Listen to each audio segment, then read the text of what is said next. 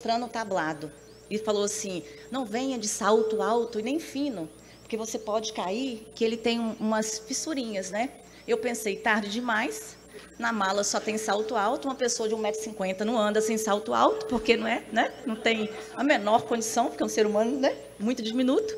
E aí, por isso, tá? Para evitar acidentes, se ocorrer também, já estou isentando, né, o pessoal aqui, mas eu vou ficar mais paradinha aqui nesse...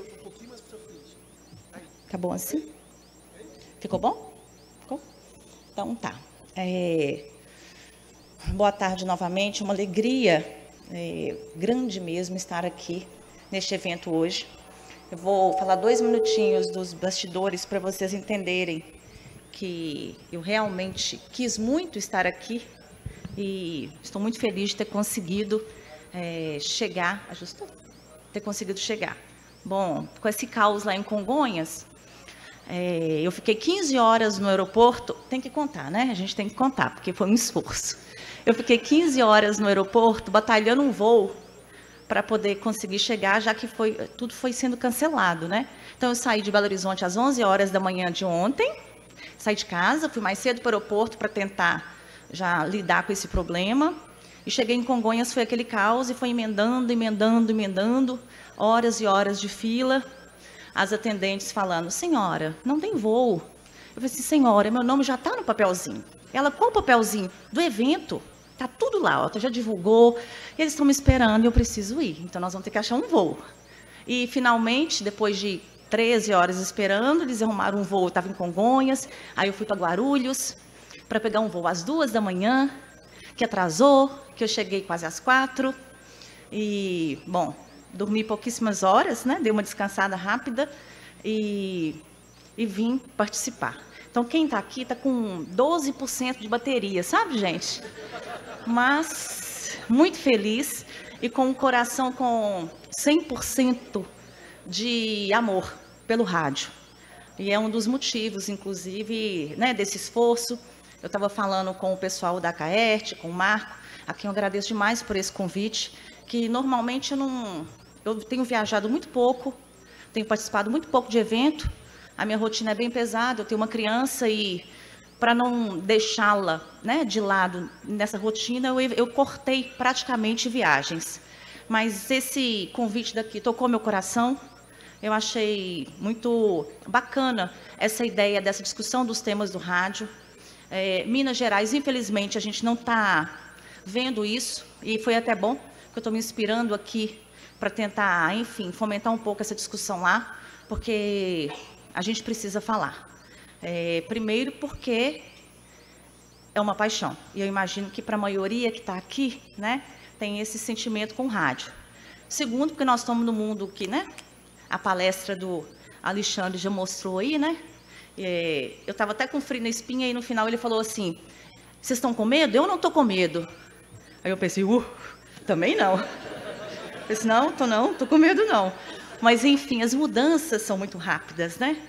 E é um pouco sobre isso que eu vou contextualizar o case da Itatiaia, que mistura a mudança do mundo com uma mudança muito, quase que do dia para a noite, que nós fizemos numa empresa de 70 anos de história, nas mãos de uma única família, e que há 3 anos foi vendida por um grupo.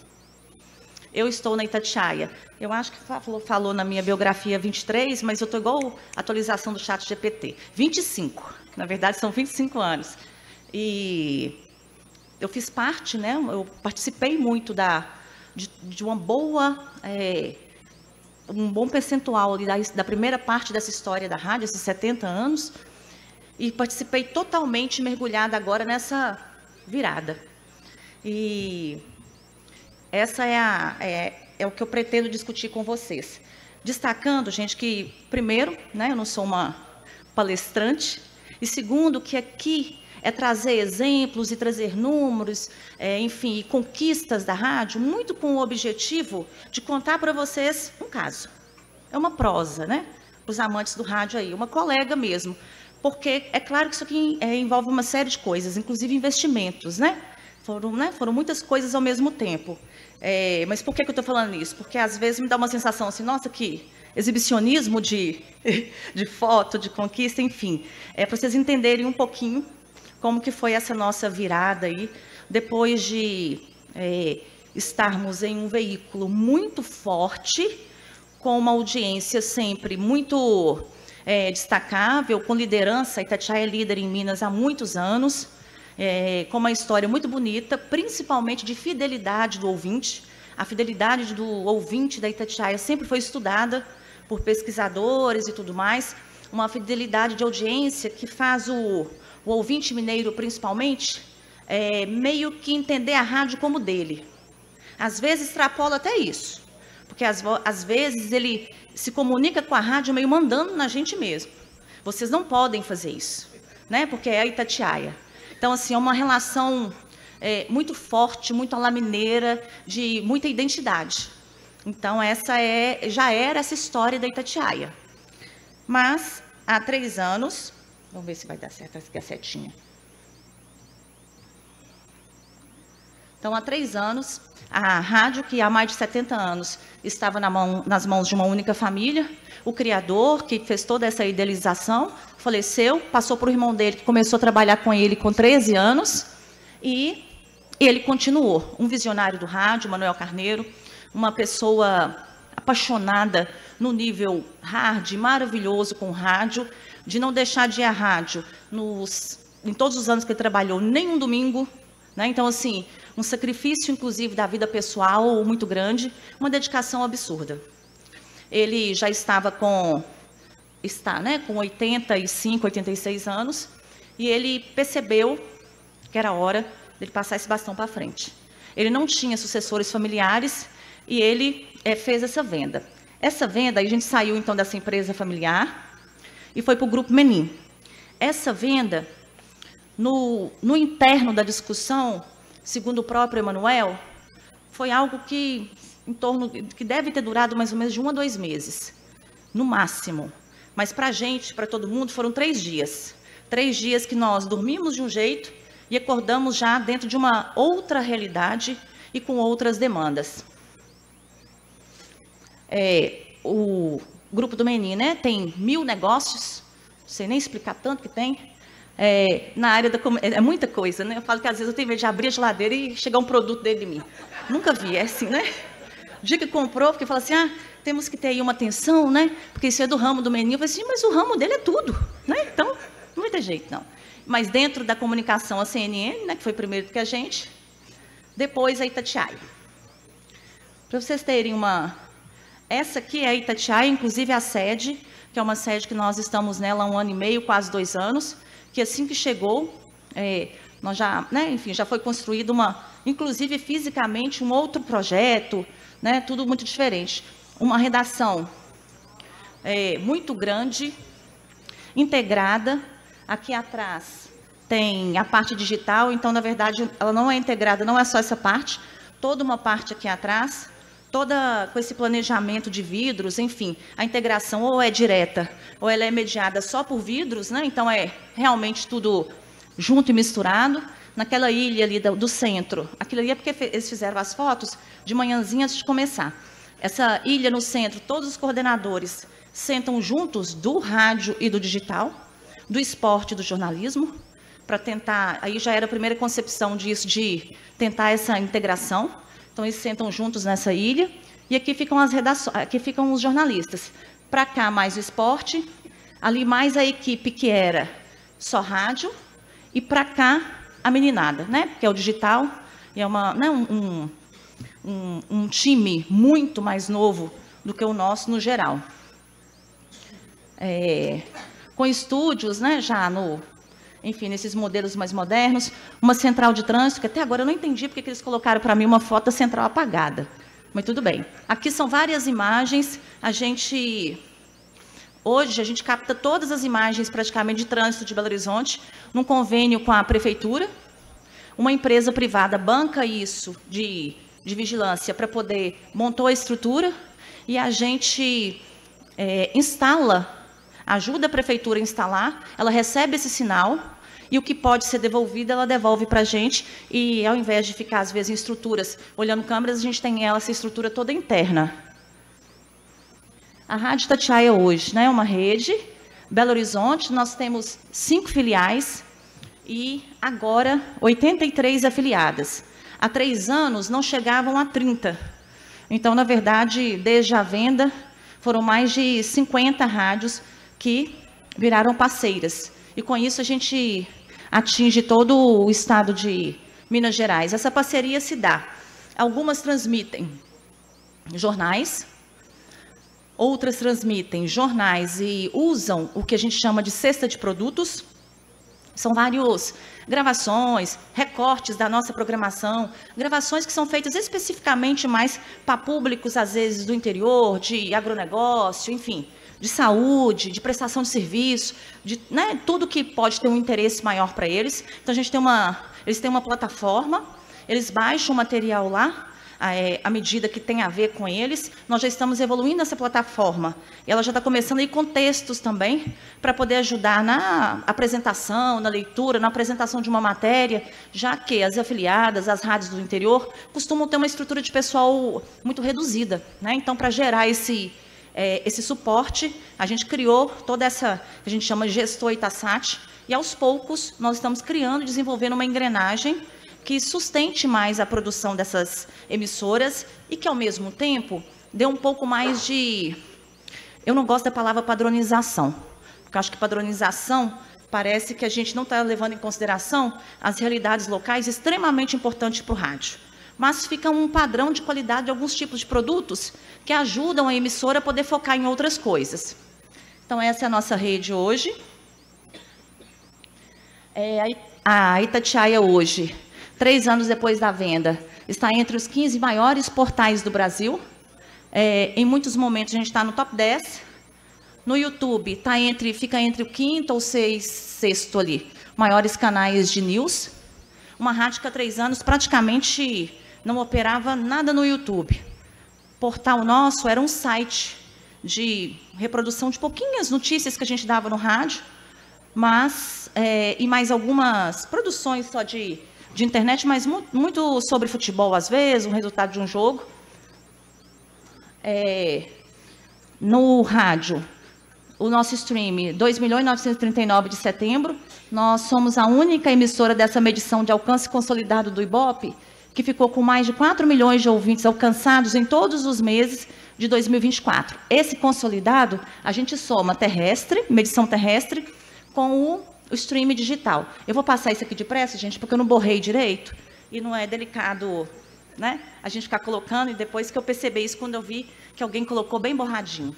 Bom, essa venda da rádio, ela foi uma virada na história da rádio, na minha também, de todo mundo que estava lá. Eu lá, né, há todos esses anos. Nesse momento da venda da rádio, era um momento tão decisivo, e por isso eu destaco muito a sabedoria do dono da rádio de ter feito esse passo, né, que não foi um passo fácil para ele, né, devido ao amor que ele tinha, aquele apego e tudo mais. Eu e muitas outras pessoas, a gente já começava a pensar, não dá para ficar. Por quê? Porque a rádio mantinha toda essa audiência, todo esse sucesso, mas a gente sabia que se a gente não entrasse depressa no mundo, não acompanhasse mais essa realidade digital e tudo, e essas mudanças desse futuro que chega agora minuto a minuto, que não ia dar certo. Que em algum momento não ia ter jeito. Eu sempre faço analogia que eu me sentia, quando eu estava analisando a minha carreira, eu me sentia em um Titanic indo para o iceberg. Sabe assim, vai dar errado. Aqui vai chegar no ponto que nós vamos travar. O Emanuel tinha essa consciência e, ao mesmo tempo, tinha consciência. Maria Cláudia, esse mundo digital não é meu. Eu só escuto o povo falando que isso não dá dinheiro. Eu não vou entrar nesse trem que não dá dinheiro, não sei nem como entrar. Eu não tenho energia para recomeçar uma história de fazer tudo que é preciso fazer, não. E eu pensei, bom, como eu achei que ele não estivesse olhando venda, né? Então pensei, isso aqui vai parar. E aí, de repente, nesse momento, vem a venda. Que é o quê? Pegou o Titanic e tirou do rumo do iceberg, né? Fez um movimento, ainda que temporário, porque está tudo tão dinâmico, a gente não sabe, mas pelo menos não afundamos, né? Chegamos e batemos lá. Aqui era a rádio. A rádio era uma estrutura muito pequena. em um bairro em Belo Horizonte, até muito histórico, assim, mas num bairro que não tem nem grandes construções, enfim. Era uma estrutura pequena, com todo mundo bem apertadinho ali. Era uma rádio totalmente, se a gente for pensar, analógica. E não é nem só sob o ponto de vista de tecnologia, não, é de pensamento. Então, era uma rádio que pensava de uma forma analógica. A gente não pensava de forma digital. Essa era a nossa realidade nesse momento. Aí veio a primeira diretriz do grupo. Digital, digital, digital. Foi a primeira reunião. Essa foi praticamente a fala do Rubens Menin. Agora é isso aqui. Nós precisamos correr atrás desse boom que está aí no mundo e nós vamos precisar de dar esse passo. Esse é o desafio. Eles me convidaram para ficar na direção do jornalismo. Eu sou diretora de jornalismo da Itatiaia há 9 anos. Estou há 25 lá, mas só há 9 anos. Então, aí eu estava com quase 6 anos na direção. Eles me convidaram para ficar e soltar a bomba, né? De pegar toda aquela, aquela força que mas sem nenhum trabalho antes para mover para isso, e falando que essa era a demanda e a gente tinha que descobrir esses caminhos rapidamente. O que era o primeiro desafio? Que era o mais difícil, que eu não sei se isso, às vezes, permeia a cabeça, de quem trabalha com rádio. Como é que a gente ia? O medo era deixar de ser rádio, de perder essa essência que fez a gente chegar onde a gente já tinha chegado. Porque era mexer em uma marca que era vencedora, que era vencedora, mas que se ela não desse um passo naquele momento, a gente não via uma prosperidade naquilo. Mas existia muito medo. Primeiro, era um medo do Emanuel e acabou contaminando um pouco a gente no sentido de, nossa, nós sabemos que é preciso, mas tem que saber como fazer isso. Porque, como o Milton falou de manhã, o rádio, ele não é um veículo simplesmente, ou uma plataforma, um veículo que se adapta. Ele é um jeito de se comunicar. E você expandir uma marca que é baseada em um jeito específico de comunicar para várias plataformas sem se perder, era um temor nosso. Um temor assim, que, como nós vamos fazer isso sem perder a essência? Eles apostavam muito em mim, por ser um elo com o passado, que eu já tinha acompanhado. Então, aquela cultura da rádio, tudo que já existia de antes, estava ali comigo, com a minha equipe do rádio, mas a gente precisava rapidamente trazer pessoas, por exemplo, para uma equipe digital. Nessa época, a rádio tinha um site com 6 ou 8 pessoas, que quase não fazia nenhum tipo de produção específica para digital, por exemplo. E aí veio, quais seriam os primeiros passos para a gente fazer isso, sem perder essa essência aí, e sem perder esses objetivos da empresa? Bom, os passos no rádio. Você viu, Marco Aurélio, que eu estou abrindo já 2 de uma vez, Porque ele já me impressionou com a quantidade de slides que eu tenho. Nós reestruturamos a programação, gente, mas um reestruturar relativo. Nós temos uma programação muito tradicional, que é algo muito forte, principalmente para o mineiro, mas, coincidentemente, nós estávamos vivendo 2 problemas. Os nomes antigos do rádio adoecendo, então nós tivemos 2, assim, ídolos do nosso esporte, que precisavam sair do ar, porque já estavam com problemas de saúde sério. No jornalismo, a gente tinha o Joselino Souza Barros, que comandava um programa líder, o Rádio Vivo, há 46 anos que ele estava no ar, também apresentando problemas de saúde, e graças a Deus que a gente fez isso rapidamente, porque infelizmente o Lino faleceu, menos de um ano depois. Então a gente estava com, de um lado, os nomes, as vozes, aquela imagem, aquela força, aquela tradição da rádio, nos obrigando, alguns, a serem substituídos. E a gente tinha, dos outros que ficaram, dessa turma que já era uma turma de antes, que se acostumou e se acomodou até em uma rádio analógica, uma dificuldade muito grande de lidar com qualquer coisa que fosse digital. Era dificuldade de falar itatiaia.com.br. Aí falava www.itatiaia.com, falava 4 Ws, itatiaia.com.br. E aí a gente falou, gente, nós precisamos, sem perder a essência, porque isso aqui é um mestre, é um cara que tem uma audiência absurda no rádio, que faz rádio há muito tempo, e a gente precisa de manter essa pessoa, obviamente, ainda mais numa época de tantas mudanças. Nós começamos a colocar, junto com esses profissionais mais jovens na mesa, que ajudaram a fazer essa migração da interação, que ajudaram a citar YouTube, que ajudaram a falar um pouco, às vezes, com essa linguagem de interação do digital. Isso já fez uma diferença, na hora que a gente olhava o todo, muito grande. Criamos novos produtos, a central de trânsito, por exemplo, porque com a central de trânsito a gente potencializou no digital as informações de trânsito e no rádio também. Começamos na revisão da programação. Tiramos um jornal que ele era feito muito pensando no interior, mas ele não estava dialogando muito com a nossa programação e nem com a audiência. Transformamos ele no nosso primeiro produto, que não é feito, é feito na Itatiaia, mas é só transmitido para o interior, para a rede, porque o interior precisava de um jornal na hora do almoço, então nós fomos trabalhando esses detalhes de programação, sempre pensando essência, tradição, de um lado, tecnologia, olhar para frente, de outro, tem que caminhar junto, nós vamos ter que dar conta, porque essa é a força da marca. No digital, a primeira coisa, na primeira semana depois da venda, eu quase caí para trás, anunciaram que semana que vem nós vamos começar a fazer live de tudo. Eu falei, meu Deus, o povo aqui apresenta o programa com a camisa desabotoada até metade do peito. Eu falei, live de tudo. E aí, nesse período, e ainda hoje, nessa migração de know-how e tudo mais, nós terceirizamos. Então, a gente terceirizou uma empresa chamada Lab, que está conosco até hoje, está ajudando a gente, inclusive, a internalizar nossos profissionais que faziam as lives. E aí, gente, foi daquele jeito, né? Altos memes, né? Coisas assim. Mas fez parte, porque as pessoas realmente não estavam acostumadas, a gente precisava fazer, porque falou, segunda começa, eu falei assim, nossa, mas o estúdio está esquisito. Tinha tipo uma infiltração no canto assim do estúdio, mulher, né?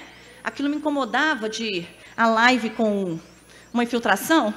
E toda vez eu falei, gente, nós estamos com live com infiltração. Não, faz live. Aqui é o seguinte, nós vamos entrar no jogo e depois nós vamos melhorando esse jogo.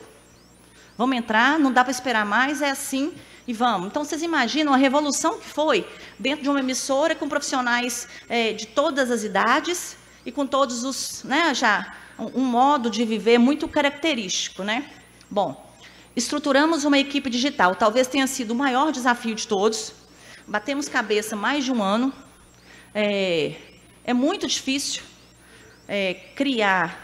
trazer uma equipe digital, trazer pessoas que não eram acostumadas com a cultura, com todo o jeito, o modo de ser Itatiaia, pessoas mais jovens, inclusive, que têm um outro jeito de pensar e de trabalhar, e por isso também ajuda muito, né, nessa nossa mistura para modernizar sem perder a essência. Era preciso misturar mesmo essas pessoas, mas é tudo muito diferente. E com um tipo de profissional, que eu não sei se vocês têm percebido, mas na minha experiência, ele é bem mais fluido. Ele, às vezes, quer ficar 6 meses e juntar dinheiro e viajar não sei aonde. Então, assim, né, não tem sabe, não tem, você não vê você bate o olho ali, você sabe, essa pessoa não vai ficar aqui 25 anos. 13, não, 12, não, 5, talvez, né, se tudo melhorar muito. Mas então, assim, a hora que a gente começava, nossa, esse é bom, hein? Tá dando certo, tem um pouco do nosso jeito, etc. Tô indo embora. Então, foi muito difícil. Foi difícil também a gente achar um comandante para essa máquina digital. O nome dele é Cândido Henrique. Ele é o nosso head digital.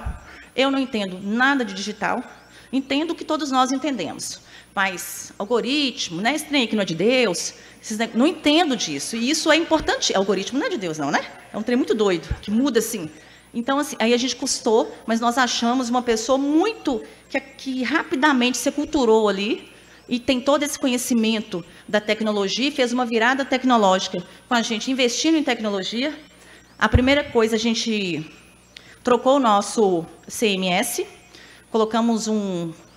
juntamos lá toda a verba que era possível para parar de ficar fazendo remendos que a gente fazia na plataforma, na parte interna da tecnologia do digital, e pegamos um CMS potente, mundialmente conhecido, usado por grandes grupos, tipo Washington Post, uma coisa assim, né? Claro que numa dimensão menor, que é usado lá fora, mas alguma coisa bem assim, garantida.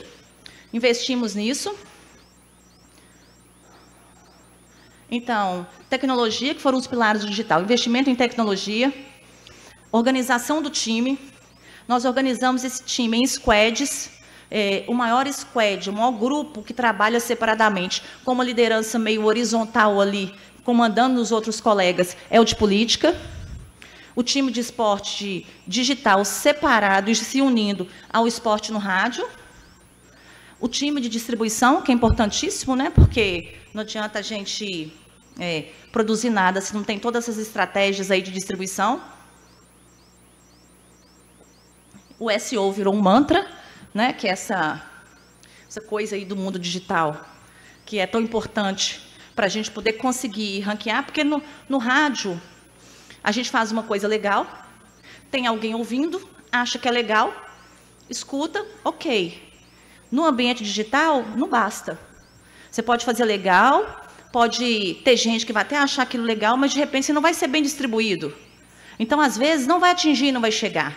Então, uma mistura que necessita de uma tecnologia que, na minha cabeça, ela foi muito impactante, saber que ela era muito diferente da tecnologia que a gente precisava para pôr uma rádio no ar. Né? A tecnologia, a gente precisava de uma tecnologia para pôr a rádio no ar que dê um som de qualidade. Sempre, né, que tem alcance. Agora, essa tecnologia do digital, além dela ser complexa, ela é dinâmica ao extremo, né? É modificação de algoritmo todos os dias e, enfim. Lógica de trabalho. Cobertura 360. Vou colocar todas aqui, gente, até porque quando a gente olha assim, parece que é tão bonito que é fácil, né? E que está dando tudo certo assim, porque não está, não. É uma luta todos os dias. É uma luta todos os dias, a gente vai crescendo, mas é uma luta todos os dias. Vou começar de baixo. Integração de quem trabalha para a rádio, quem trabalha para o digital, não é algo fácil. A gente não pode existir, a gente batalha todos os dias, nós sentamos todo mundo junto, mas sentar junto não significa ser amigo, né? Então, assim, sentamos, né? Para poder ouvir todo mundo, né? Agora, eu acho que a gente está começando a chegar num ponto bom. Vai ser o primeiro ano que nós vamos fazer uma escala de final de ano todo mundo junto. Porque antes era impossível, de tanta rusga. E nesses momentos a gente consegue ver o que não está funcionando.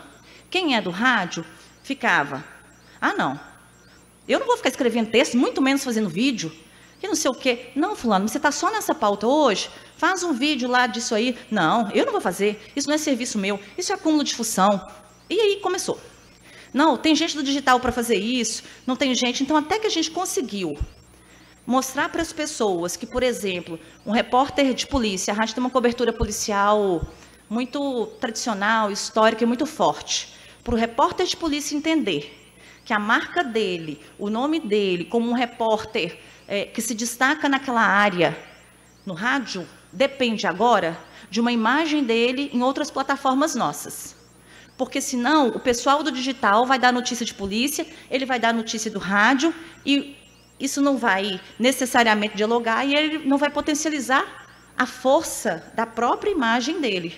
Então aí foi todo um trabalho, é claro, ajustes de contratos, né? Enfim, ajustes de folha. Claro que em alguns casos nós tivemos que trabalhar isso, mas já foi, as pessoas com o tempo foram percebendo que era um caminho necessário para a exposição do trabalho que ela estava fazendo.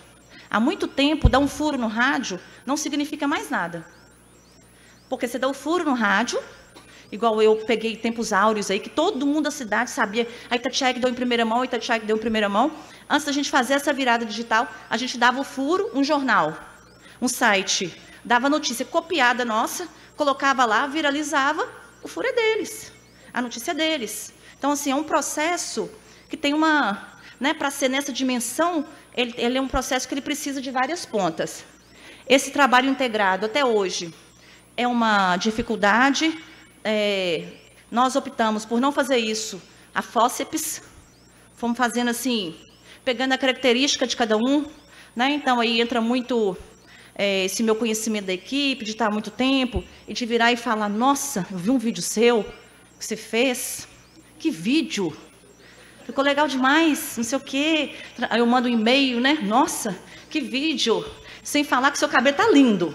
Nó, que não sei o quê, tranã, e fui trazendo um pouco no amor, sabe, gente? Porque eu acho que todo o trabalho, principalmente o rádio, ele envolve uma coisa afetiva, que se não tem amor dentro lá onde está fazendo, as pessoas não sentem essa coisa da emoção, porque isso é sensorial, né? As pessoas sentem que você está fazendo algo com o coração. E para mim sempre foi, ou com raiva, né?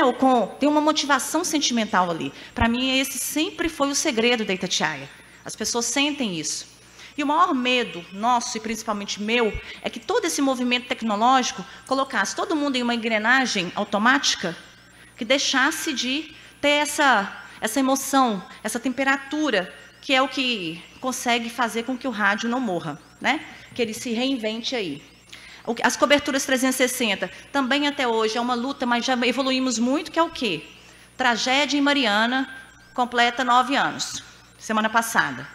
Então, nós vamos para Mariana. Eu vou do mesmo jeito que eu ia. No rádio, eu não aumentei nenhum profissional. É a mesma quantidade de gente, a mesma coisa. Eu vou do mesmo jeito que eu ia. Um repórter, às vezes, se for fazer programa de lá, vai o apresentador e mais um repórter. Mas aí, o vídeo manda, às vezes, alguém para ir lá e captar as imagens. O próprio repórter já chega mais situado e manda o material. E a hora que você observa, o site começa a colocar todas as matérias que o repórter está fazendo no ar, faz matérias antes, já relacionando, junta um do squad com o outro e começam a tentar trabalhar juntos. E a hora que a gente vê, o conteúdo sai assim, gigante em todas as plataformas. Até para quem faz, mesmo aquele primeiro lá do rádio, ele percebe o quê? Nossa, parece que meu trabalho ficou muito maior, mais visível, mais completo. E é claro que tem nós temos equipe ali de vídeo, tem equipe dos textos. O repórter, normalmente hoje, mais da metade do rádio escreve o texto. E esse grupo que escreve, quer escrever, porque não gosta de outro refazendo o material dele. E eu entendo isso, né? Enfim, em muitas situações. E porque também a gente já começa a lidar lá com um tipo de profissional que ele quer ficar mais adaptado ao momento, mais completo, né? E fazer tudo já nessa lógica. Então, em 2021, a gente tinha 5 milhões de page views no portal, em outubro de 2021, 14 milhões no YouTube, 875 no Instagram. Para quem não investia nada, a gente não era tão assim, não. É porque a rádio é muito orgânica. Esse movimento natural dessa fidelidade e tudo mais, fazia as pessoas estarem nas nossas plataformas sem a gente produzir nada. Às vezes custava postar, sabe? Era uma coisa bem esporádica, mas mesmo assim eles estavam. Mas em 2024, nós batemos agora nas eleições 72 milhões de page views no portal em um mês.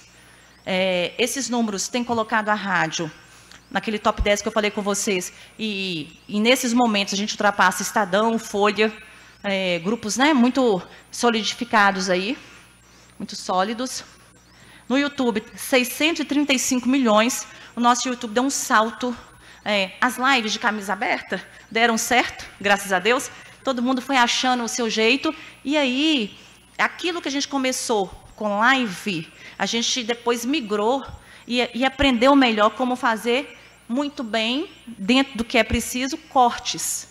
Que é o que dá esse volume enorme para a gente. Corte de tudo, a gente faz cortes nacionais, não é só cortes locais, cortes e shorts. Hoje a gente terceiriza uma equipe de vídeo, dessa que filmava com a gente, para ajudar a fazer cortes nacionais.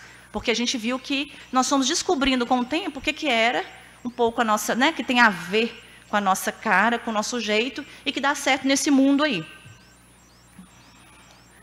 Aí no Instagram 1 milhão, mais de 1 milhão, acho que é 1.200 agora. 900 mil no Facebook, que ainda para jornalismo, no nosso caso, é uma plataforma que ainda dá muito resultado.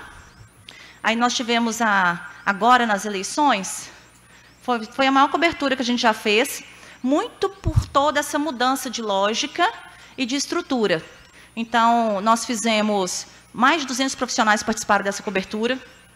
Às vezes, nesses momentos, a gente contrata freelancer, de vídeo, de uma série de coisas, monta toda uma estrutura de trabalho e põe para trabalhar só no dia da eleição. A gente mantém, às vezes, alguns fixos, que eles pegam um jeito do que é, a gente coloca alguém que é mais experiente, o repórter, e a gente monta esse time maior.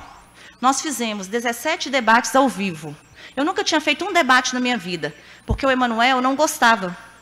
Ele acha debate chato, enfim. A audiência na Itatiaia de cobertura política, ela nunca foi uma audiência de dar números maravilhosos, não. A gente sempre fez muito por manter essa identidade forte na política mineira, isso é muito importante, principalmente, né, para os mineiros, etc. Esse novo momento nosso é que todo mundo se interessa muito, mas não é uma coisa de audiência. Só que agora, a diretriz do grupo foi, não, vamos fazer o debate de Belo Horizonte. Eu falei, vamos, só dá para fazer debate, tá. Mas nós vamos fazer também da Metropolitana, os maiores colégios eleitorais da Metropolitana, da 9, Belo Horizonte 10, mas nós vamos também fazer as cidades polos do interior, porque senão não representa a rede. Nós montamos uma estrutura em caravana, uma caravana mesmo, com um estúdio desmontável, e fomos para essas cidades que eram do interior. A da região metropolitana a gente fez lá, muito no mistério da fé, isso aí. Porque até hoje eu não sei como saiu. Uma equipe pequena organizando, mas quando abre a mente, né? Quando a gente abre a mente com esse sacudir de tanta coisa nova, eu acho que a gente vai começando a acreditar que a gente pode fazer mais do que a gente pode mesmo e depois dá certo. Fizemos esse tanto de debate, fizemos as sabatinas, aí no caso é a equipe do digital que fez. Fizemos pesquisas de intenção de voto, que normalmente também a gente nunca tinha feito, assim, então foi um investimento diferente no escopo das eleições. O portal teve 72 milhões de page views, ficou entre os maiores portais. Só no dia 6 de outubro a gente teve, no primeiro turno, 6 milhões de acessos, quase que o sistema todo caía de tanto que teve. Nós acompanhamos a apuração pela primeira vez em 5 mil cidades brasileiras, que são essas saídas da tecnologia, do digital, que fazem potencializar muito a nossa força.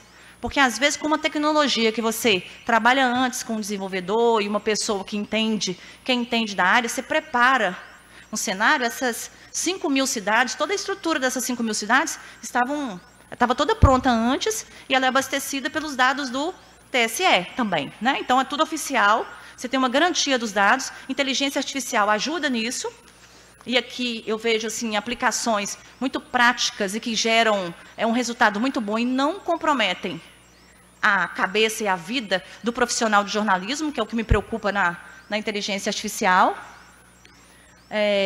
Eu usei essa frase, que a realidade foi maior que o sonho, porque o Januário Carneiro, que fundou a rádio, quando a rádio tinha, tipo, 5 anos, ele fez um discurso no evento e falou assim, nossa, a realidade foi maior que o sonho.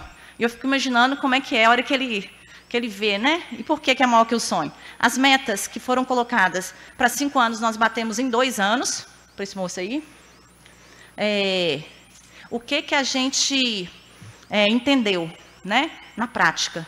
Que o digital potencializou a marca, muito ampliou, nacionalizou, iniciou um trabalho de nacionalização muito importante, e essa audiência do portal, ela gera uma entrega do player da rádio no streaming gigante, porque todas as páginas vão com player. Nós fizemos um processo de colocar player em todas as páginas. Então, a entrega e a chance da rádio chegar em mais lugares é muito maior do que em qualquer época que a gente não investia no digital. Hoje, no streaming, a rádio é mais ouvida em São Paulo do que em Minas. Ela é ouvida em todos os estados brasileiros e no exterior. Eu fico pensando, tem hora, quem é que está nas Filipinas está ouvindo a gente, mas ouve. Eu estou pensando que deve ser brasileiro espalhado aí desse mundo todo, né? Enfim, mas potencializou de uma forma que eu acho que a gente não conseguiria imaginar antes de colocar o pé nisso. O medo do começo, né? O tempo mostrou que o nosso público, nosso consumidor, ele escuta a rádio no carro, correndo, arrumando casa, infinitas situações. Ele assiste quando pode assistir. Já está muito comum pessoas ficarem mandando para a gente, o outro acompanhando a rádio no YouTube dentro do ônibus. No YouTube, assim, pondo para o outro ouvir, enfim, muito disso que o Milton falou também, de ouvir no YouTube, enquanto está fazendo as coisas, mas no lugar de ligar o rádio, liga a live, às vezes não assiste a live, mas ele ouve por ali. Tem gente que conhece a Itatiaia só pelo YouTube, as pesquisas nossas lá já mostram que nós temos um público lá no YouTube que nunca acessou a rádio de nenhuma outra forma. Ele, às vezes, é o consumidor dos nossos cortes, de várias coisas, mas não é do rádio. Então, ele conhece a Itatiaia de alguma forma pela imagem. E tem gente que lê a Itatiaia, conhece texto. Eu fiquei super feliz quando o Bruno começou a palestra dele aqui. Não sei se vocês perceberam que ele falou. Eu não sabia do tiroteio em Guarulhos. Ele do Rio, chegou em Florianópolis, ficou sabendo de algo de São Paulo, numa rádio de Minas, né? Porque ele foi impactado pelo nosso post nas redes sociais. Quando que isso seria possível? Se não fosse todo esse movimento integrado, né? Não daria. Acho que quando ele falou isso, eu falei assim, a luta vale a pena, né? A gente ficar sem dormir vale a pena. E está tudo bem, não importa, né? Hoje em dia a gente ampliou muito esse conceito. Eu mesma era uma pessoa muito ciumenta.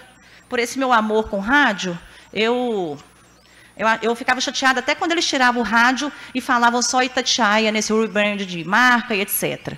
Porque, não, é rádio. E com o tempo nós todos fomos entendendo que nós somos uma produtora de conteúdo que nasce com o coração no rádio, que tem um jeito de se comunicar, mas que ele pode atingir outras pessoas de todas as formas, mesmo que não seja pelo rádio. Lições. Para termos um rádio forte, né, nessa dimensão e nesse tamanho, nós precisamos desses pilares digitais fortes, porque é o texto, o portal que potencializa a entrega, os vídeos que dão mais possibilidades para as pessoas, nos ajuda a fazer algo que é chegar em públicos que a rádio não chegava, principalmente pela idade, né? A rádio é uma rádio popular, com os pilares jornalismo, esporte e prestação de serviço, mas é uma rádio madura. É uma rádio de pessoas mais velhas. A exemplo do que o Bruno citou, por exemplo, da JB, a gente no rádio, não tem como a gente fazer uma programação para o jovem. Porque a programação que a gente fizer para o jovem no rádio, ela vai afastar a pessoa mais madura que está conosco. Mas no ambiente digital, a gente pode falar para qualquer um, né? Tem várias formas. O nosso rádio é imortal, o potencial de reinvenção dele é fantástico. A paixão pelo rádio se atualiza e não acaba. A confiança no rádio só cresce, né? A gente tem visto muitas pesquisas aí, o Milton trouxe pesquisa também que mostra isso. Fazer rádio hoje, ou qualquer tipo de conteúdo, é entender. Eu acho que aqui está, talvez, a maior reflexão, assim, que eu penso desse momento aqui. Que a gente entender que agora, tudo que a gente vai fazer, a gente tem que ter essa cabeça que é algo que está mudando o tempo todo. Não necessariamente no que eu estou fazendo naquele momento lá no rádio, mas em toda a estrutura que molda a comunicação, os desejos por informação e as formas de atualizar a entrega disso. Precisamos entender que essa lógica mundial, que nós temos que viver na estabilidade, na inconstância, nessa modernidade, é a lei, não tem jeito. É aprender a viver no incerto e em algo que a gente não consegue fazer um projeto e determinar que esse projeto vai ser assim por alguns anos. Porque a gente não sabe se vai dar para ser assim. Lembrando, né, por que a gente... o rádio tem essa força toda. 80% da população do Brasil ouve rádio, a média de quase 4 horas de consumo. Em Belo Horizonte, 86% do público economicamente ativo ouve rádio. E, essa aqui é nacional, 83% dos ouvintes dizem lembrar das campanhas publicitárias no rádio. Acho até que alguém já trouxe isso aí. O que é o desafio, gente? Acompanhar tudo o que muda o tempo todo. Mudar o tempo todo sem perder a essência. Popular, humana, prestadora de serviço, inspiracional. Esse é o maior desafio, esse é o nosso maior temor mesmo. Eu não me envolvo diretamente no dia a dia, vocês devem observar que eu passo até os números mais depressa. A gente faz eu criei meio uma divisão para a gente poder tentar acolher os dois lados. O Cândido, que é o mestre lá do nosso digital, ele acompanha, assim, 24 horas por dia, tudo digital. Como é que nós estamos performando nisso, naquilo? Eu não fico ligada nisso. Eu fico ligada muito no rádio, na manutenção da essência.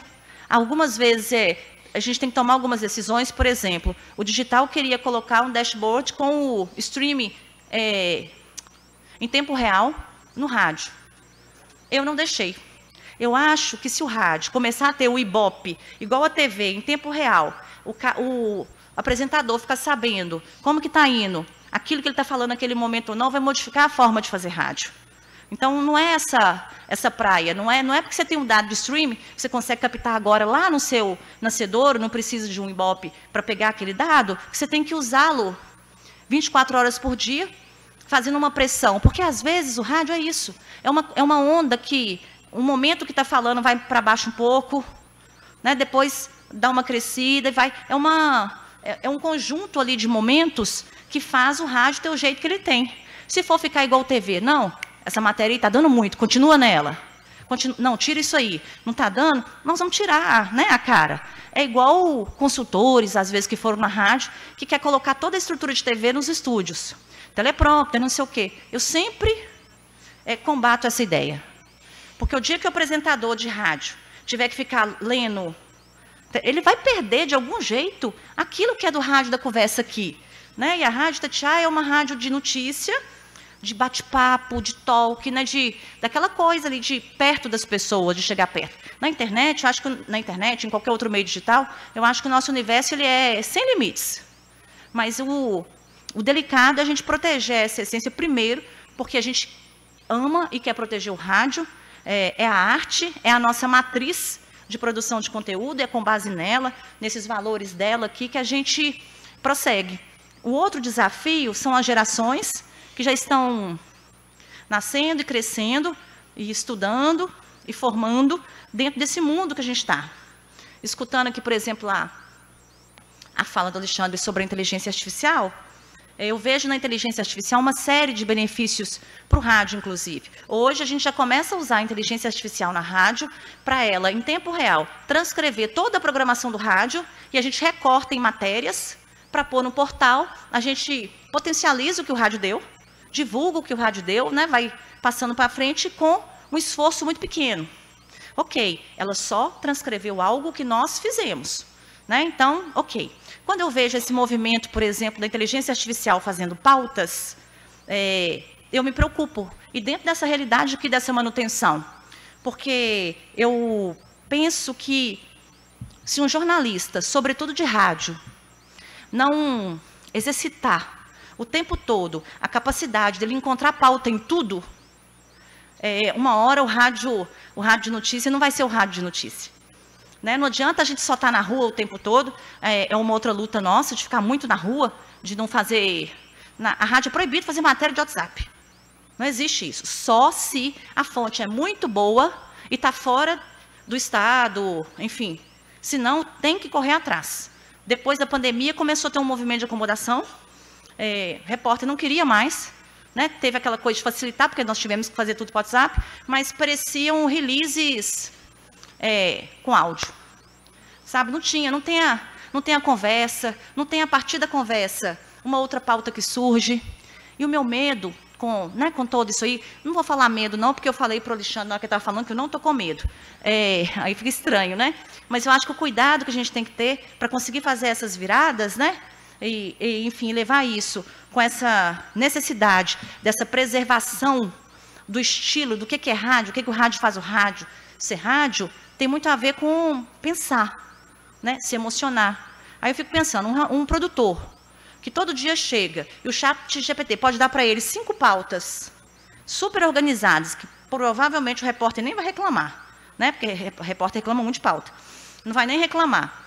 Daquele jeito ali, por que ele vai exercitar na rua, onde ele estiver, ele ficar pensando? Eu fui produtora, eu comecei atendendo telefone de ouvintes na rádio, e depois eu fui produtora.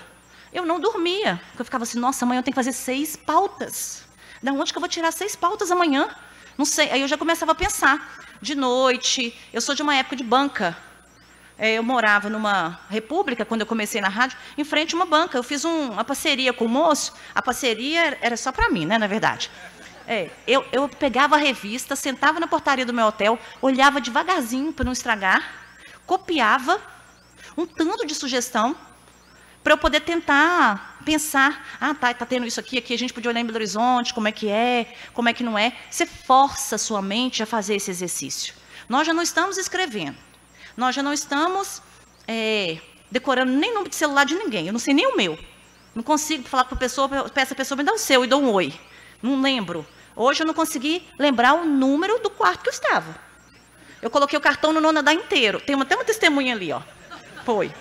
Coloquei o cartão no nono andar inteiro, porque eu não lembrava. Então, assim, se a gente não exercitar o pensar, o descobrir, o questionar, e o questionar se emocionando, eu tenho muita preocupação com o rádio. Então, para mim, é o principal desafio, assim, nessa virada. É estimular essas pessoas, quem está no rádio, a pensar, a querer fazer pauta com cara de rádio e depois ele vira pauta para todas as questões de conteúdo. E no digital também. O digital é uma turma que fica muito dentro de redação, né?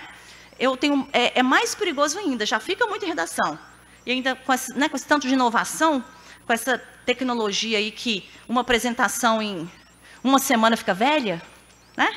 Aí eu fico pensando, se a gente começar por ficar nesse ritmo, que horas que a gente vai pensar?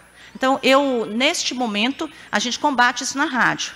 O que nós fizemos? Nós criamos, a partir do Cândido, um grupo que, pelo menos uma vez por semana, discute tudo de inteligência artificial.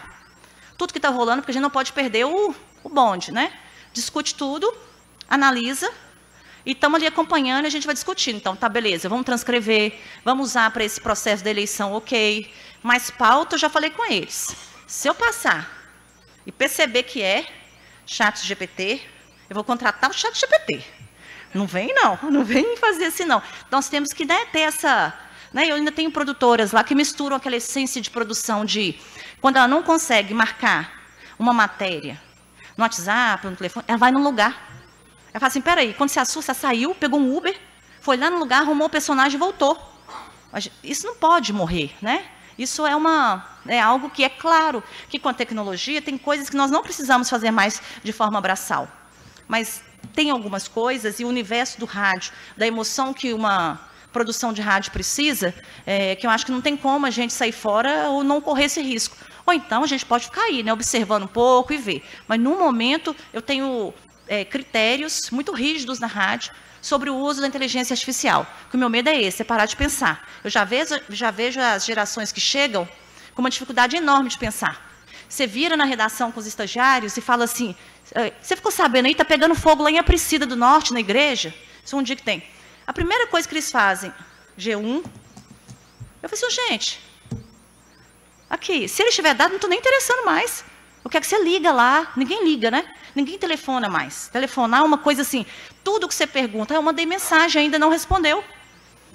Isso em apuração, isso numa vida social, ok. Mas numa apuração, né, uma coisa assim, eu mandei mensagem, ainda não respondeu. Então, a gente já está num processo assim. Então, eu acho que é um dos maiores desafios para conciliar, né? Porque lá fora, quem recebe, eu acho que está tudo bem.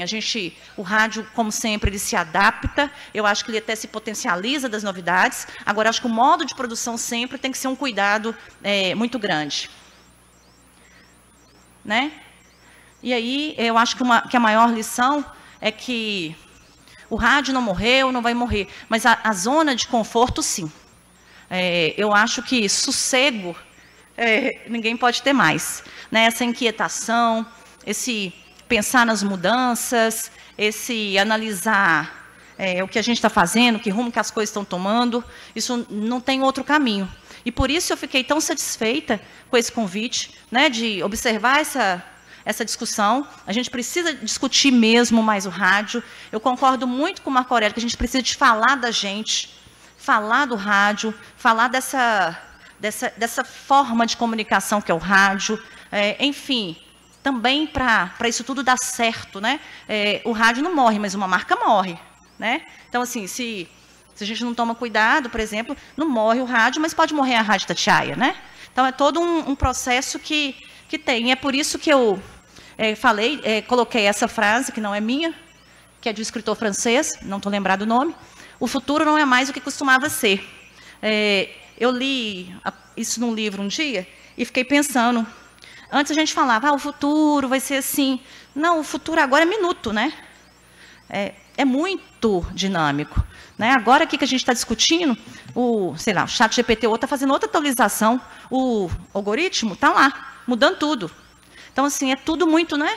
As pessoas começam a mudar o jeito de observar certas coisas, porque isso tudo está impactando na nossa cultura, né? No nosso modo de viver. Isso tudo modifica. Então, assim, não tem mais como a gente não passar o tempo pensando em qual caminho, né? Então, assim, o iceberg, eu acho que tá para todo lado, assim. Então, toda hora você tem que pensar, para onde que eu vou virar esse gigante aqui, né? Para onde que vai? Porque é um gigante, mas ele precisa de um controle, de um comando ali agora, digamos, em um mar perigoso, perigoso não, né? Porque perigoso fica parecendo que é uma coisa negativa, mas em um mar agitado, né? Mas que também é muito lindo. E eu acho que essa possibilidade de extensão do rádio, de coisas, de histórias, de personagens, de podcast que eu amo, de várias coisas que a internet, enfim, a digitalização, todo esse mundo trouxe para a gente, ele ajuda a fazer ficar maior. Né? Se a gente não deixar isso entrar tudo em automático. Bom, é isso. Eu estava procurando o Marco Aurélio para poder falar com ele, que eu cumpri meu tempo direitinho, ó. Estou aqui, ó, esperando para poder falar com ele, que ele falou que eu não ia dar conta. Ô, gente, ó, eu estou muito feliz mais uma vez. Foi muito importante para mim estar aqui. Esse contato assim com as pessoas do meio, escutar, parar para pensar nisso, que a gente fica agitado, não é só vivendo essa correria, né, do mundo. Eu estou muito grata. Compensou muito as 15 horas de aeroporto, tá? 3 horas em uma fila. Eu fiz uma amiga que eu tenho certeza que vai ser para a vida inteira nessa fila. Nossa, mas nós conversamos a vida inteira. Ela já está me dando toda hora. Oi, você vai ficar hoje à noite? Vamos tomar alguma coisa? Eu falei, gente, eu fiz uma amiga na fila de tão demorada que foi, né? Ou então de tanta falazada, né? Mas, enfim, eu acho que vocês estão de parabéns. O rádio de vocês é muito inspirador, né? E apaixonado, e tem um vigor. E, enfim, estou lá em Belo Horizonte, na Rádio Itatiaia. De coração, qualquer um que passar por lá ou for visitar, me procurem. Se quiserem conhecer a rádio, passar uma manhã, ou enfim, um horário lá com a gente, é um enorme prazer. A gente adora receber as pessoas, principalmente de outros veículos, estudante também. Eu acho importante, assim como eu estava desanimada e preocupada, eu acho que às vezes quem está lá na faculdade, em outros lugares, fica pensando assim, será que eu estou numa profissão que vai rolar, né? Que vai dar certo? Se você leva numa rádio que está com esse vigor, inclusive do local, né? Todo novo, todo tecnológico, para essa moçada, né? Parece um cassino. É muita luz. É muita luz, gente, lá é muita luz. Então, assim, mas eu acho que tudo faz parte. Até hoje, já tem 1 ano e tanto. Todo dia que eu entro, eu falo assim, eu não estou acreditando que isso aqui. Né? Que a gente estava lá perto do cemitério, que a rádio era pertinho do cemitério. Aí nós viemos para cá, para esse negócio todo grande. E é isso, assim. Peço desculpas aí pelas as brincadeiras às vezes. E que bom, tá? Muito obrigada, tá, gente?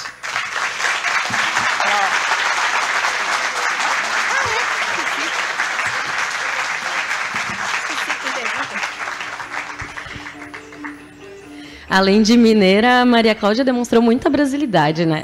Rindo dos desafios. Bom, a gente vai abrir para perguntas. Quem tiver pergunta pode levantar a mão, o microfone já está disponível. Tem aqui na frente.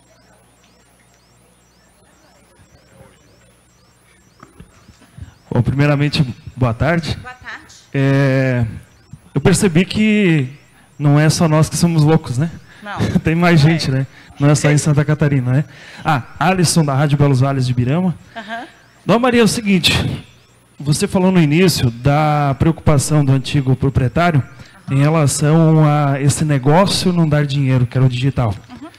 Talvez você não consiga responder, mas tomara que consiga. Como é que está sendo agora essa situação do rádio e o digital, comercialmente?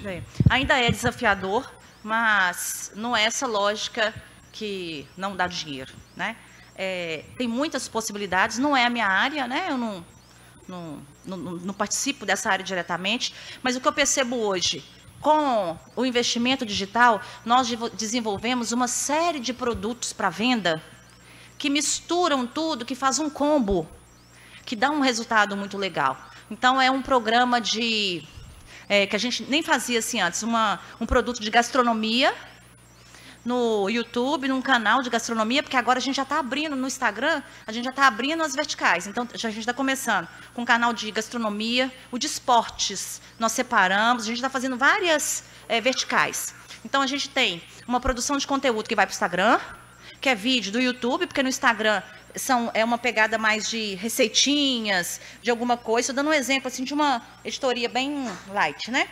Já no YouTube, a gente faz mais uma pegada de a história da profissão, que é a profissão gastronomia, a história daquela cozinheira, daquele cozinheiro, daquele chefe, como é que tudo aconteceu, como é que ele se apaixonou, como é que ele foi estudar aquilo, tá no YouTube. Vai para o rádio, uma vez na semana, e divulga. Tem esse vídeo, e aí está o desafio, que a gente arruma profissionais para fazer esses produtos, principalmente os mais comercializáveis, que tem muita cara e o jeito do rádio, para a gente poder usar o rádio ao nosso favor aí nessa venda desse produto. Então, vai para o ar, conversa, participa de mesas de debate, pessoas que têm aquele jeito da rádio, de falar para uma rádio que é popular e etc., fala, às vezes, de alguma coisa da gastronomia, de uma discussão de substituição de produtos mais baratos para receita tal, agora que o mamão está caro, né? Fala uma coisa que é bem popular, divulga o vídeo, divulga uma coisa, e o patrocínio está em tudo. Então, aquilo ali fica um patrocínio, fica uma verba muito mais robusta. Agora, a gente começa a trabalhar muito com produtos só digital. Então, além dessas monetizações, né? Que são as monetizações, digamos, naturais dos canais, né? Então, a gente já está começando a trabalhar com uma série de produtos. O portal já está com parceiros de lojas, de vendas. Aí agora a gente já está trabalhando agora para 2025, 2 grandes projetos que também ajudam muito a monetizar. O caso é que talvez, no início, é só suor mesmo. Porque você tem que construir uma base mínima para depois você conseguir trafegar ali com produtos que rendem, né? Um retorno muito bom financeiramente. Mas eu vejo assim que a receita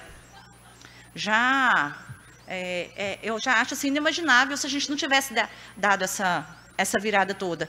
E aí, é claro, né? Vem uma adaptação de equipe de venda, que é outro desafio. Porque quem vende rádio necessariamente não sabe vender digital, e às vezes sabe vender um pedaço, mas não sabe vender outro. E aí começa a mexer, traz um que entende mais. Nós criamos um setor de projetos especiais. Aí eu coloco uma pessoa do jornalismo para poder oferecer projetos patrocináveis bacanas, que não ferem a ética, que tem a ver com o perfil da nossa grade do rádio, porque às vezes chegava com umas propostas, a gente quer vender um programete de meio ambiente para não sei quem falar, já não dá. Isso que vocês estão propondo aqui, o nosso ouvinte vai desligar, não tem jeito. Aí a gente já faz o contrário agora. Eu criei um inventário de todos os quadros muito legais que a gente faz, que são nessa área mais de gastronomia, essas coisas mais alternativas, o de saúde, às vezes, e tudo mais. A gente fez um inventário, e aí o comercial faz as adaptações e trabalha a venda em multiplataformas. Tantos rios, tantos isso, tanto aquilo, patrocínio em toda... thumb do YouTube, com patrocínio, essas coisas. E eu acho que não tem outro caminho, né? Para vender o digital aí. Mas entendo que o Emanuel achava, primeiro, que no momento do Emanuel era mais difícil mesmo de vislumbrar. Eu lembro que a primeira conversa que eu tive com o Emanuel sobre isso, eu tinha lido uma revista norte-americana falando sobre a comercialização, enfim, o retorno de podcast. E aí os grandes grupos de comunicação falando assim, olha, retorno, claro, e direto a gente não tem ainda, mas a gente pensa que é sim, tem uma piscina. Nós sentamos na beira da piscina e colocamos o pé. A hora que for para nadar, nós já estamos aqui na piscina. Nós já entendemos, nós estamos com o pé, é só mergulhar. Não dá para você sair lá de fora, tirar roupa, vestir roupa de banho para entrar na hora que vai, porque senão os caminhos ficam mais difíceis. Então, eu acho que é meio essa lógica, você tem que estar em contato. Cada um dentro da sua condição, proporção, né, enfim. Mas eu acho que hoje o digital, a própria tecnologia, ela possibilita que com criatividade, talvez, né, não estou falando que é um investimento do tipo da Itatiaia, mas possibilita que você consiga fazer esse conjunto na definição de um produto, que ele seja interessante em todas as mídias. Só não dá para a gente querer pegar um produto do rádio, colocar igualzinho nas outras plataformas, ou vice-versa, porque não vai funcionar, né? Então, realmente dá um trabalho de fazer uma remodelagem ali do produto.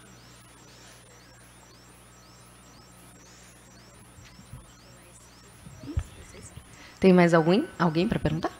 Olá, eu sou o Gabriel, do Grupo de Comunicação Difusora. Ei, Gabriel. Trazendo talvez um pouco das nossas dores. Nós produzimos muito, somos multiplataformas, nos aventuramos em lives, conteúdos exclusivos para YouTube, Facebook, Instagram, tentando atingir os clientes, até mesmo na parte jornalística, artística, trazendo tudo dentro do grupo. Mas às vezes eu sinto que nós pecamos justamente em como entregar esse produto ou ser mais assertivo na distribuição. Eu gostaria de um pouco desse debate, dessa estratégia. A gente usa de WhatsApp, comunidades, chamadas no rádio, mas às vezes a gente nota que não impacta da forma que deveria. Como vocês fazem isso, essa curadoria e essas estratégias de distribuição dos conteúdos de vocês para alcançarem números tão expressivos? Aqui, estratégia de distribuição, eu acho que é um dos pontos mais relevantes de todos, principalmente para essa questão de número que pode gerar venda, né? Que as pessoas querem resultado. O time digital nosso investe demais nisso, em testes, é muito teste. O Bruno até falou isso, que a gente tem que errar para conseguir, né, descobrir. Muito teste de estratégia que deu errada, estratégia que a gente aposta tudo e no outro dia a gente já vê que já não deu certo. Outra coisa que eu tenho observado, que tem adiantado às vezes, são algumas consultorias. Vou explicar, por exemplo, YouTube. Nós começamos a fazer live. Live, ok, fizemos sozinhos. Depois, primeiro que começou toda hora, derruba live, bloqueia canal, desespero. Porque, não, o que foi? Uma musiquinha. Não, falou uma palavra que não pode. Fez não sei o quê. Começou. Aí nós partimos para uma consultoria. A gente fez um trabalho com uma consultoria que chama One Big Media,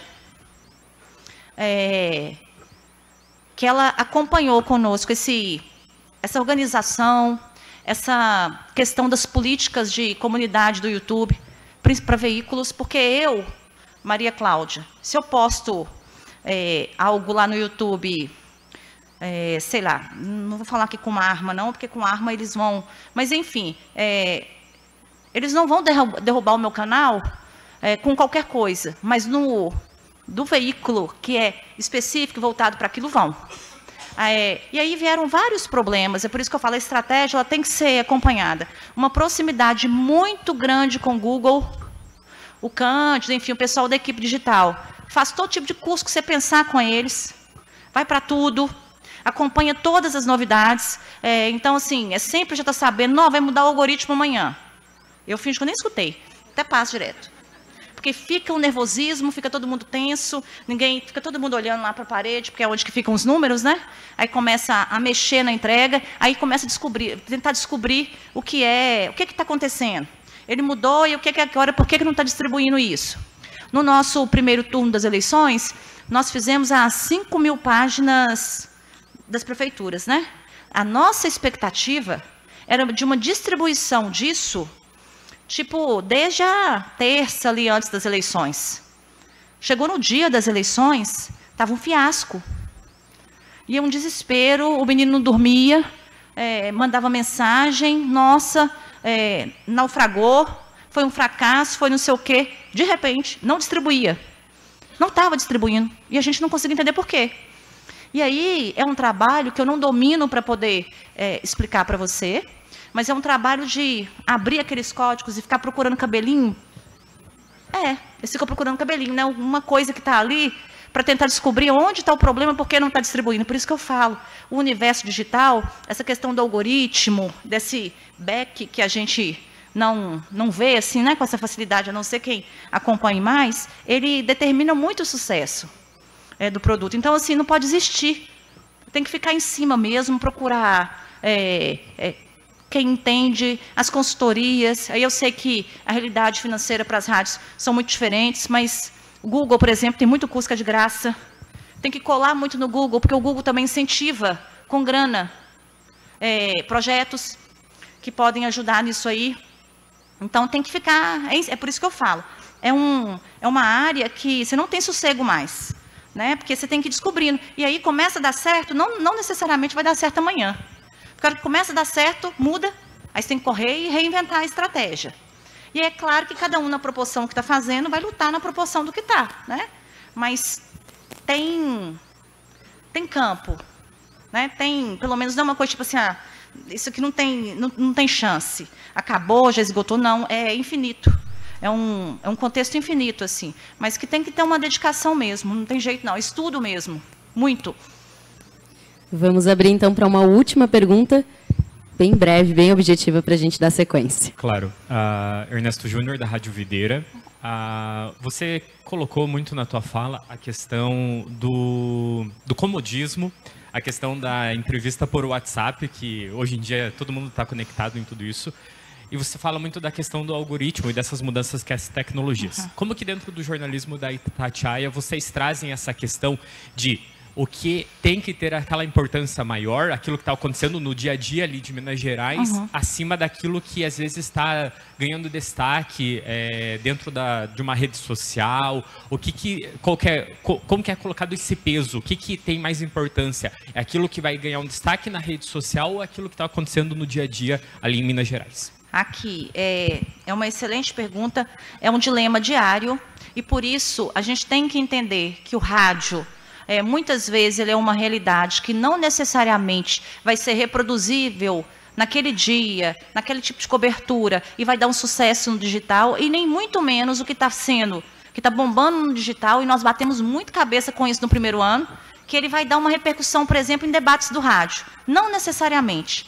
Então, a gente foca muito, rádio, por exemplo, tudo o que estiver acontecendo, se for em Belo Horizonte, então, em Minas, a rádio tem que estar lá. Tem que estar lá com o carro escrito Itatiaia bem grandão e tem que estar com o repórter. Tem que conversar com as pessoas, tem que fazer. A rádio, ela é assim. É uma rádio popular, que as pessoas se interessam pelas coisas que estão acontecendo no cotidiano delas, né? Tem coisas da internet que você coloca num debate ou outro que vai rolar e tudo mais. No digital, é feito todo um acompanhamento do que está ranqueando bem, é feito um acompanhamento do que está dando engajamento. Então, se engajou na rede social, um tipo de notícia tal que a gente deu, eles vão desdobrando. Você lembra do submarino? Nós explodimos com o submarino. Gente, nunca imaginei que a Itatiaia ia o povo interessar tanto no submarino. Mas por quê? Viu que estava ranqueando e a gente faz. E com o tempo nós fomos desenvolvendo tipos de apuração que as pessoas conseguem fazer isso, porque o desafio também é não deixar o povo copiar, né? E porque para o algoritmo também, tudo que você copia dá errado. Não funciona muito bem. Então tem que ser diferente, mas é um dilema. Não só do que dá engajamento, do que dá audiência. Às vezes uma coisa não tem nada a ver com a outra. Às vezes a gente começa, está bombando no rádio uma coisa, a gente começa a trazer para o digital e todo mundo fala, nossa, isso aqui flopou, ninguém está clicando. E vem um outro desafio, gente, no digital, que é o caça-clique.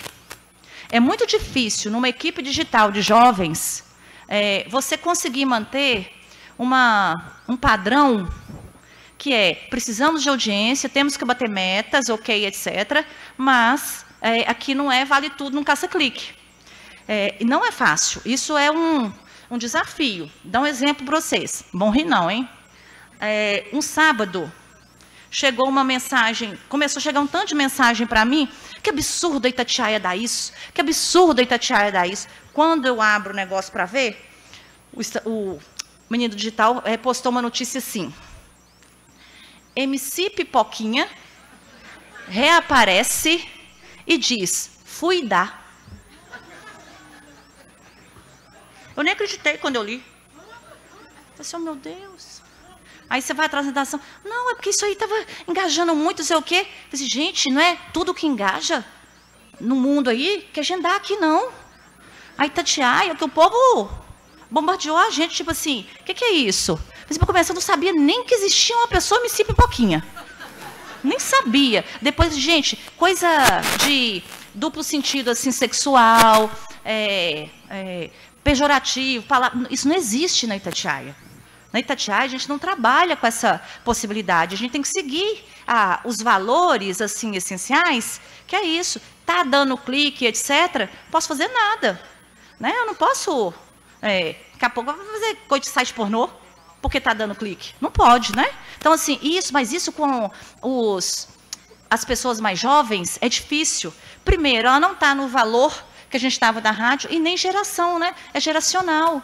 Então, assim, gente, o que tem de estranho ou agressivo a MC Pipoquinha falar isso? Para eles não tem, tipo, você tem que ficar explicando, sabe? Você não pode colocar assim, né? Hoje, tem uma coisa que eu acho que tem ajudado. O YouTube tem ajudado, e até as plataformas, que penalizar por coisas muito grotescas. Então, isso ajuda também, porque isso vai entrando na cabeça de todo mundo, que não dá para sair usando qualquer palavra, falando qualquer coisa. Então, assim, MC Pipoquinha gerou uma crise daquele jeito, assim. Depois eu fiquei até com dó da pessoa, porque ela falou assim, nossa, eu nunca imaginei. Achei que estava bom, assim, porque deu muita audiência. Assim, eu sei que deu, porque o tanto de mensagem nós recebemos. E o chefe tudo reclamando comigo. Aí eu mandou um áudio para mim. O que é isso dessa MC Pipoquinha? Eu, ui? Não sei quem que é Pipoquinha. Então, assim, é difícil, né?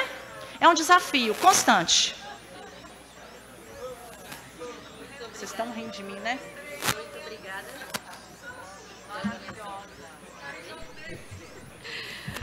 Muito obrigada, Maria Cláudia.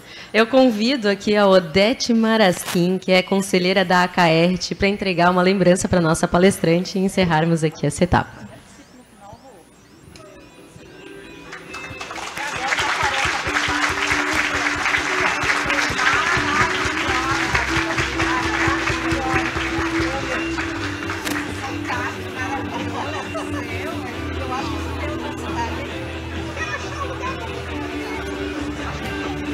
Para vocês virarem um pouquinho